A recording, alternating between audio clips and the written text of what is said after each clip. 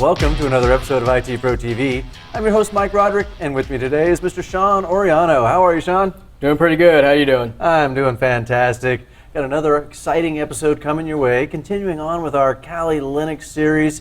And in this episode, we're going to look at enumeration. Now, I know, Sean, earlier we were talking about scanning and enumeration and kind of combining them together into this one phase, but they aren't quite the same thing. They're similar. Yeah, they're closely linked, but they're not exactly the same thing. But they're very, very closely linked. As I think that's probably a fair way to put it. So you will do scanning, which is where you're kind of doing in comparison to enumeration, at least. It's more of a superficial type look at things. Enumeration is now going in a little deeper. So they're very closely related, but yeah, they're not the exact same thing. So it's like scanning for a live system, and then once I found that live system, maybe enumerating all the local user accounts that exist on that system. Yeah, you're definitely drilling in a lot deeper, at this point. So it's scanning would be akin to finding a target, and enumeration is going after that target. So they both definitely are very, very closely linked, but yeah, there is some differences. So pay attention to that. And I'm sure that Kali gives us plenty of options when it comes to enumeration. Gives us choices of what tools we can use, and probably depending on what we're really trying to enumerate as well. Oh yeah, there's. I mean, again, we've been down this road of that Kali has just like all these tools that it can make available to you and does make available to you. It's just a question of which ones you're going to use. So this is really no exception. I mean, there's stuff that's in Kali that I really don't have an effective way to demo it here, but I am going to bring it up. And I'm going to show you today, in this segment, I'm going to show you some tools that are good for doing enumeration, period. So we're going to hit the big ones. We're going to talk about some other ones, and you can decide which ones are going to be of use to you.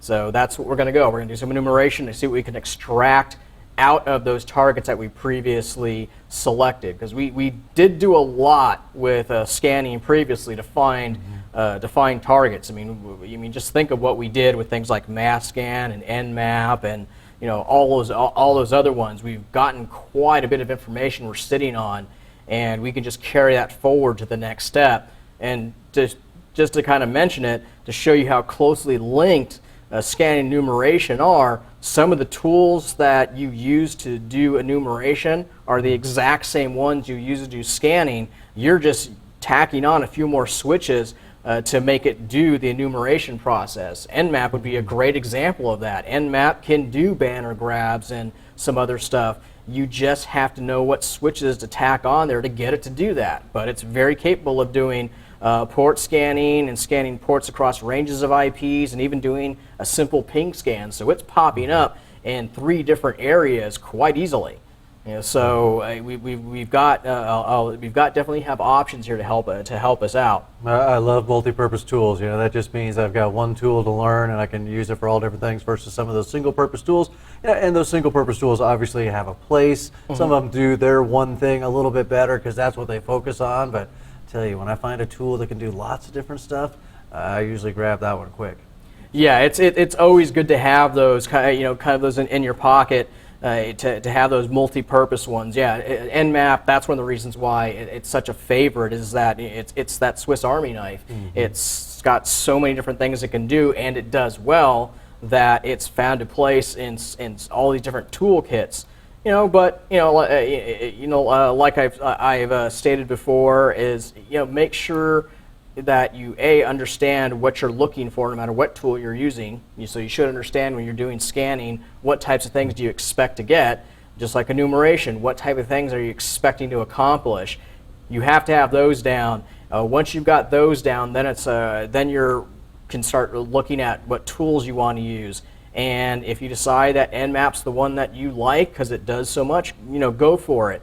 But still, I strongly recommend that 2 to 3 other tools on top of that do the same type of thing, at a minimum, that do the same type of thing, because it gives you more flexibility.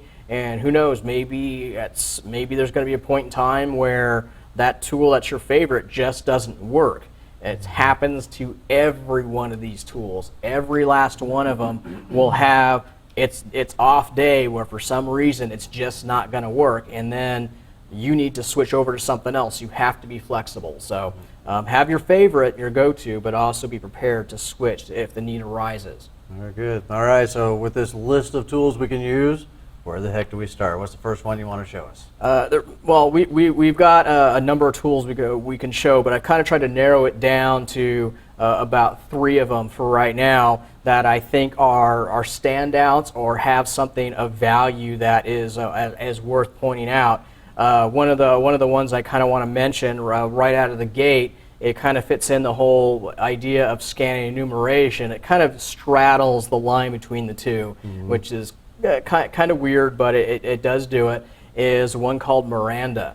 Miranda, I have it up on my screen here just to kind of show you what it looks like. So I've got Miranda sitting up there. If you go ahead and you hit enter on it, what this one does is you can type in msearch, which will tell it to go out there and look for universal plug-and-play devices. So if there's anything in range on this network that is a universal plug-and-play, it will go out and find it. Right now, this is actually doing that scan. So and since it's restricted to this machine because of the way the virtualization's set up, it's not going to go out on the network out here that we have running in IT Pro and start looking for things. We don't really need that type of problem today. But it can. If this was a network that we were pen testing, this thing it would be sending out these probe requests looking for those universal plug-and-play devices, and then it would start displaying them as it found them. It'd be a continuous process until I just went over here and hit Control C and killed it. So that kind of you can see it's a scan. But also because of the way it would find devices, it would give you information about that device. It's also doing it's doing enumeration, a very cursory level of enumeration, but it is doing it nonetheless. So that would help you locate these devices. Universal plug and play is one of those things that's kind of interesting. If you look around, it's one of those things that it's been said that it is a problem, a big security risk, and because of the fact that you can find the devices quite easily on your network using something like this. So it's been in Windows for I think since XP. It's been around, and it's one of those things that you can easily block it just by shutting off the service in Windows. So this won't work. But a lot of people don't do that. Yeah, it's one of those darn services that. We talk about it like in our Security Plus classes and other security related shows that we've done. We draw that triangle, we put ease of use at one point, security at the second point of the triangle, and functionality at that third point. Well, universal plug and play is convenient, easy to use, right? And so that means as we move towards that corner of the triangle or that point in the triangle, we're moving away from security. So it's great because it makes it very easy to find devices, to configure devices, to talk together. But because it's so easy, there's not a lot of security built into it. It also means it could be a vulnerability. So one of those things you got to decide if it's really worth using or not. And here's a tool that shows you how easy it is to find those on your network. So if you are using that, bad guys or pen testers or what have you can find them pretty easily. Yeah, you can start picking up devices that have been plugged in without too much effort. So that's what this would be useful for. So be aware of this. This is one even that if those of you that follow Steve Gibson, this is one that he actually talked to Microsoft about was universal plug and play, and that it was a vulnerability. It was something that just wasn't needed, but Microsoft went with it anyway, and so we've had to deal with some of the mess. And he wasn't the only one, just to be fair, that pointed it out. Microsoft didn't really worry about listening to anybody on like, yeah, whatever, we don't care, that type of deal. So this is something that's specifically designed to locate those devices. And like I said, it straddles that line. There's scanning and enumeration. It's literally doing both of these things at the same time. Nice. So that's Miranda, and you can choose to use that. This is something that, to be honest, you could probably, if you're doing your sandbox type experimentation, if you've got Windows boxes on there, this would probably be very useful for you to try on that home network that you've got set aside, or that lab you have at work that has Windows devices on it, because they definitely have that running unless you've shut it off. Otherwise, you can turn this on and start locating those devices using Universal Plug and Play. And I know Roku devices will show up on there, some of That's those right. wireless access points, if you haven't disabled those types of features, that push button connect type thing, you know, those all rely on that Universal Plug and Play, and they're going to show up. People are going to be able to find them pretty easy. Yeah, so it'd be a really interesting exercise for you to try and just see that, hey, this opens up a huge can of worms for you.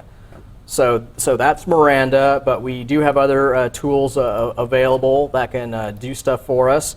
I'll close out Miranda. This is another one called Dimitri.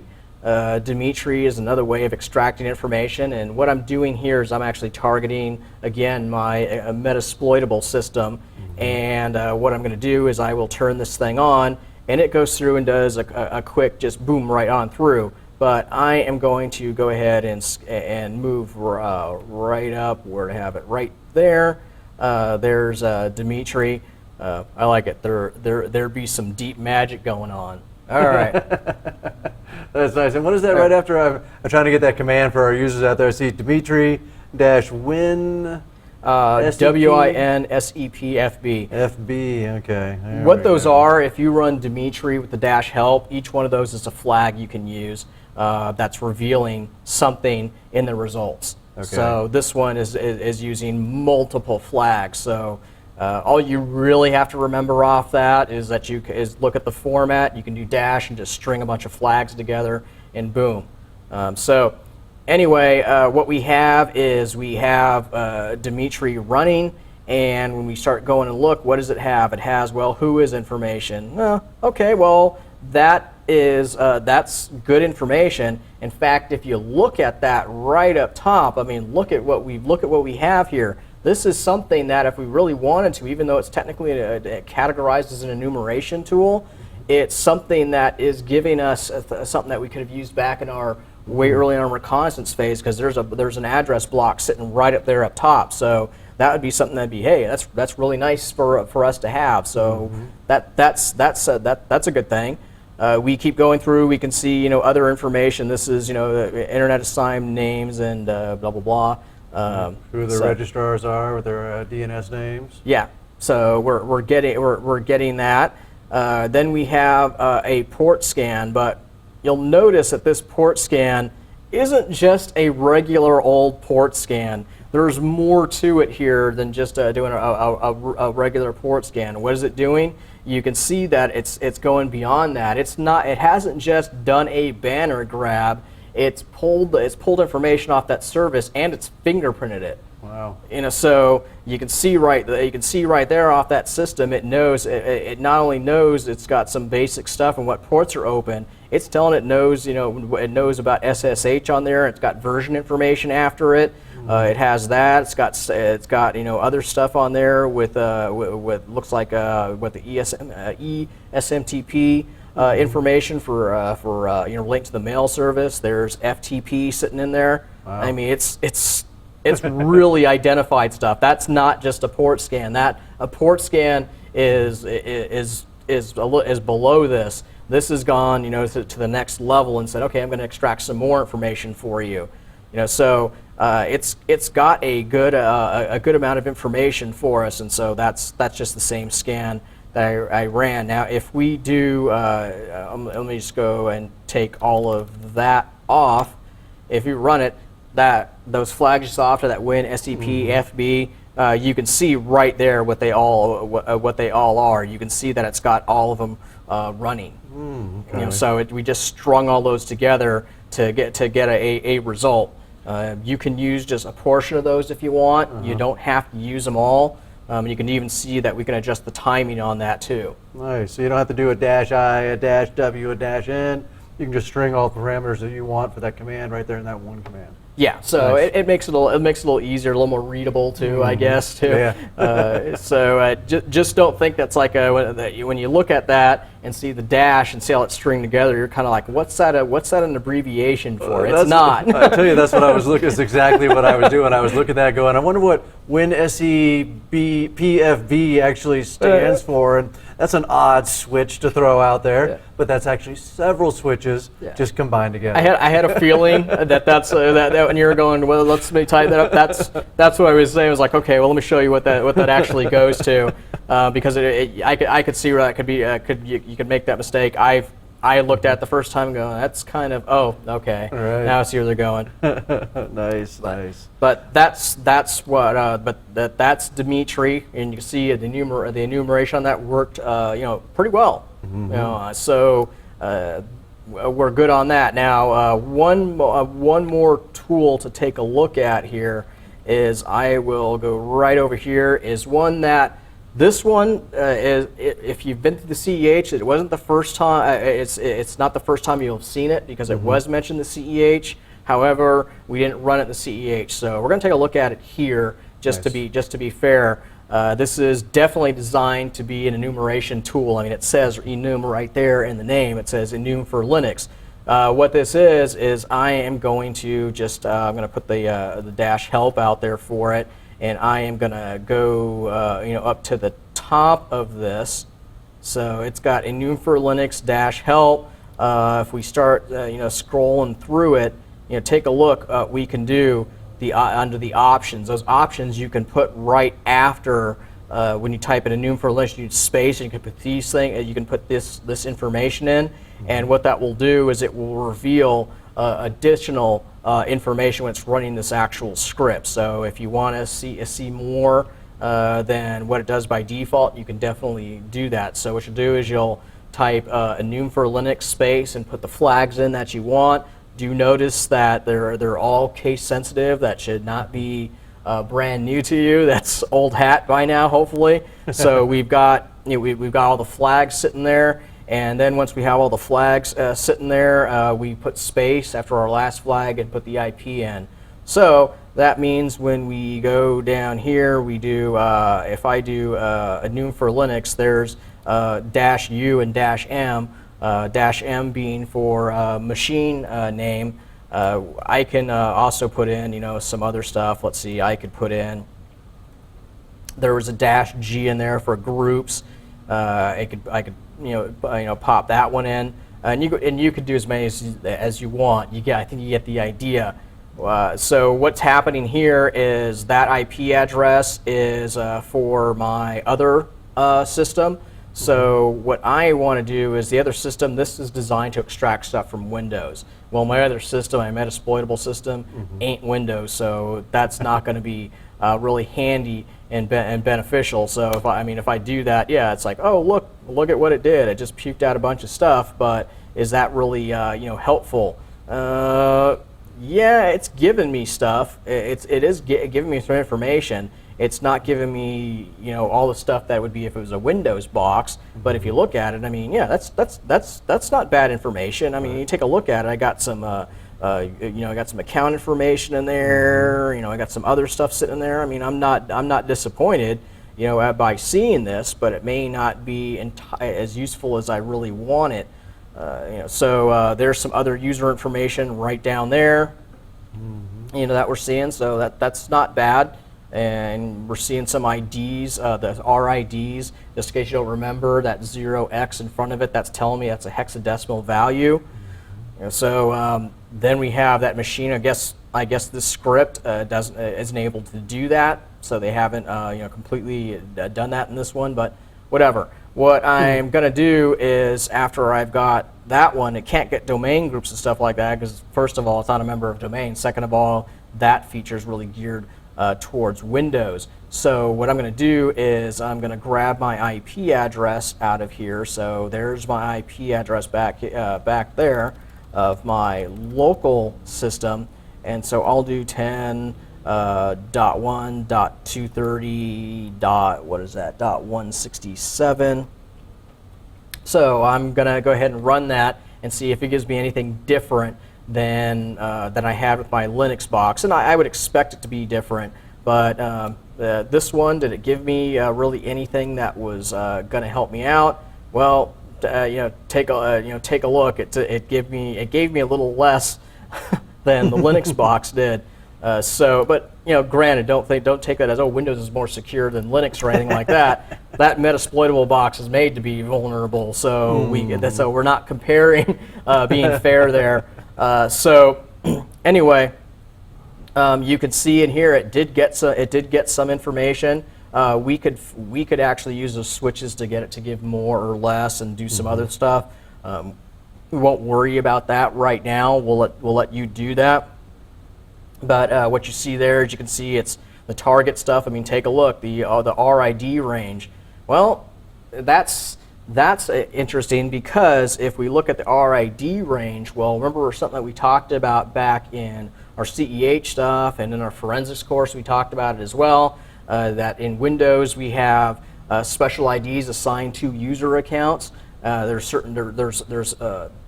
meaning attached to that. Well, it's telling us RID range 500 to 550. Remember, we have our administrator and our guest accounter in there, and then 1,000 on up, it's got those ones. It only checked a small range of them. Those are where everything else resides. And then you can see in there, it's also got known usernames and stuff like that. It's looking for and see if they would actually pop up. Nice. There's the workgroup information, and then it's saying, here it's saying, okay, got the workgroup. But then look at the bottom. It says a server doesn't allow session using username and password, and it's saying it's killing all the rest. Okay, that one is actually significant. We do know why it's causing that. You may not actually pick it up right off the top of your head, but it is something that we have seen in the past, and we can look at, if we do enum for Linux and just bring the thing up. You can see right here at the bottom, I can highlight this right here. Remember that setting, restrict anonymous in the registry? If that value is set the right way, what will happen is that it will not allow a null session to happen, and that's what it was attempting for that last bit. That enum for Linux was attempting to establish a null session. If it was able to successfully do that, it would have spit out a whole bunch of other information that would have been useful as a pen tester, as a defender. If you know what's going on there, that should make you quake in your boots there, because they're getting something from you that they shouldn't be doing, or shouldn't be able to get. That's why Microsoft went from the setting of 0 and 1 and then added on a 2 on there as well, to prevent that from being enumerated through a tool like this. So this is a good way to see, first of all, do you have that setting configured, and second of all, what could you get out of that system? And so here we see on my system here, it's turned up all the way.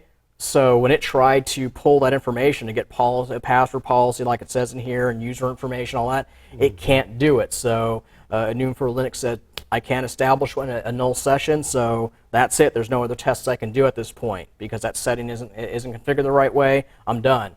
And its test for it was, can I type in that whole net use command with all the blank user and all that stuff in there?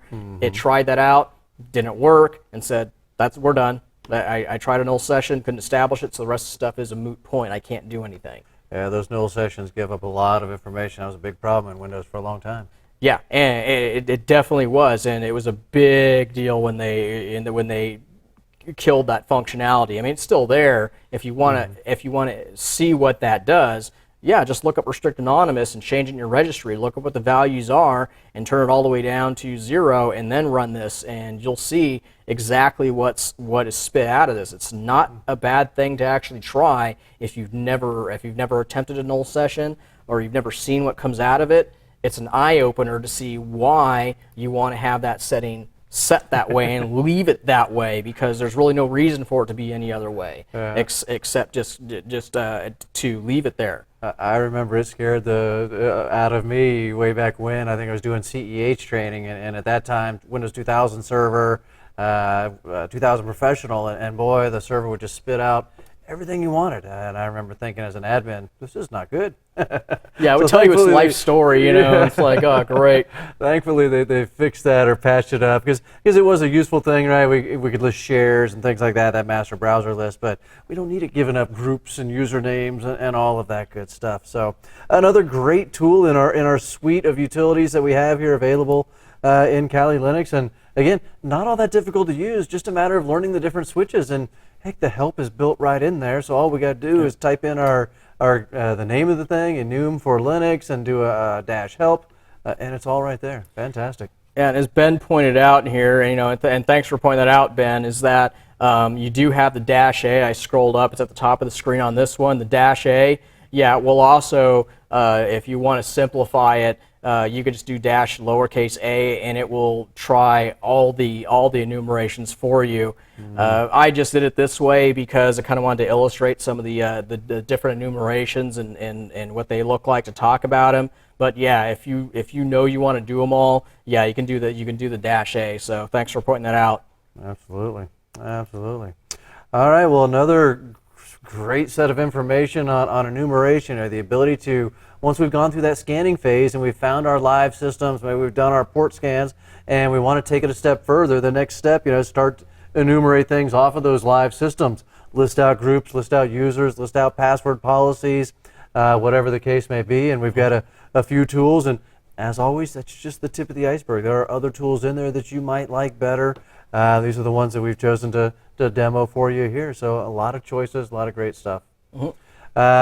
Well, Sean, I tell you what, looking at our clock, it's about time to wrap up this episode. Anything we want to add to our enumeration episode?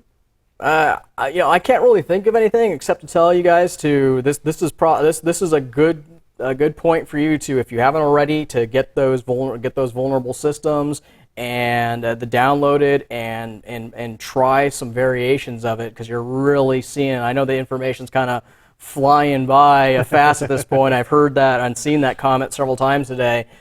So, you know, just start practicing, trying different variations and see, you know, what you can get. That's really what the name of the game is, and you know, see what comes out, see what you can do to manipulate the results. I mean, we're really kind of hitting it hard, and try the other tools. You're not going to break anything, of course. So you know, some really good stuff. I think you probably saw just a lot of really good stuff today, and hopefully, you know, you get to go ahead and use it. Absolutely. I know I'm going to be up all night playing with half of these tools already. So, all right. Well, ladies and gentlemen, we hope you enjoyed watching this episode. Signing off for IT Pro TV, I'm Mike Roderick. And I'm Sean Ariano. And we'll see you next time.